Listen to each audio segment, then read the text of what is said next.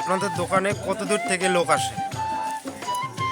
আমাদের দোকানে গাইবান্ধা, হরিপুর, নাগেশ্বরী, ভুঙ্গিয়ামারি, লালমনিরহাট, রংপুর, সিলমারি সব জায়গার লোক আমাদের এখানে আসে। এই যে দেখেন আমাদের দোকান ভরা লোক, রাতের 1টা পর্যন্ত আমার ওখানে খোলা থাকবে। যাই হোক, আপনাদের ডেইলি কত কেজি হাঁসের মাংস যায় এবং কত পিস হাঁস এখানে বিক্রি হয় আমার এখানে 2 থেকে 2.5 মণ হাঁসের মাংস লাগে প্রতিদিন? প্রতিদিন।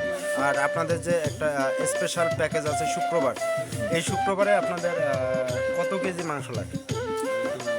প্রতিদিন আমাদের যেটা লাগে তার চেয়ে আধা মণ মাংস বা 1 কেজি মাংস বেশি লাগবে। শুক্রবারে একটু বেশি লাগে। বেশি লাগবে।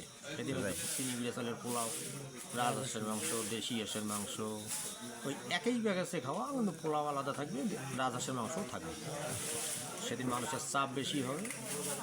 যাই হোক, সেদিন ছুটির দিন এবং মানুষ একটু বেশি হয়। তারপরে আপনাদের এখানে যে দূর দূরান্ত থেকে যারা আসে তাদেরকে কোনো সম্মানী বা কোনো কিছু এরকম কোনো কিছু আপনাদের এখানে আছে? যে দূরান্ত থেকে যে লোকগুলো আসে, এদের পানের ব্যবস্থা বা এমনও লোক আছে টাকা পয়সার শর্ট, ওটা আমাকে বিবেচনা করে দিতে হবে। তাতে আপনাদের এখান থেকে যে মনে করেন যাওয়ার টাকা নাই, আমাকে টাকা দিলে যাওয়ার টাকা থাকে না, ওটা আমাকে দেখতে হবে।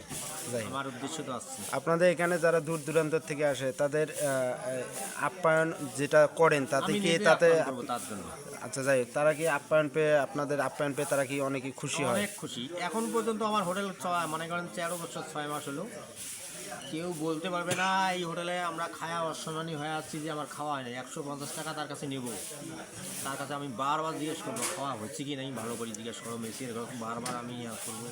যাই হোক, আপনাদের এখানে শুধু কি হাঁসের মাংস পাওয়া যায় না অন্য কোনো? যারা হাঁস খাবে না দেশি মুরগি খাবে। আমাদের এখানে হিন্দু কাস্টমার বেশি, তো যারা দেশি হাঁস খাবে তারা আলাদা, বেজিং হাঁস খাবে তার জন্য আলাদা। আচ্ছা, আপনাদের লোকেশনটা এবং ঠিকানাটা একটু বলে দেন। ঠিকানাটা কুড়িগ্রাম ডিস্ট্রিক্ট, রাজারহাট থানা। যদি কুড়িগ্রাম থাকিয়ে মনে করেন যে আসেন, তাহলে টোকাইয়াট বাজারে আসবেন। বাজার থেকে 2 কিলো দক্ষিণ দিকে একদম নতুন রোড। আপনার এই বাজারের নাম কি? আমাদের বাজার হলো নাককাটি হাট বাজার।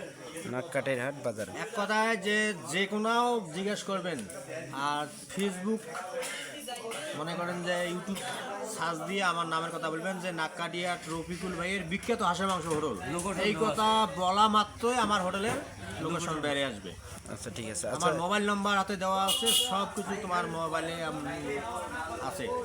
টিকটকও দেখবেন, ফেসবুকে দেখবেন, ইউটিউব সার্চ দিয়ে দেখবেন, আমাদের হোটেলের সব কিছুই আছে। আচ্ছা, যাই হোক, আমাদের দর্শকের জন্য কিছু বলেন, যারা এই ভিডিও দেখবে তাদের জন্য কিছু বলেন।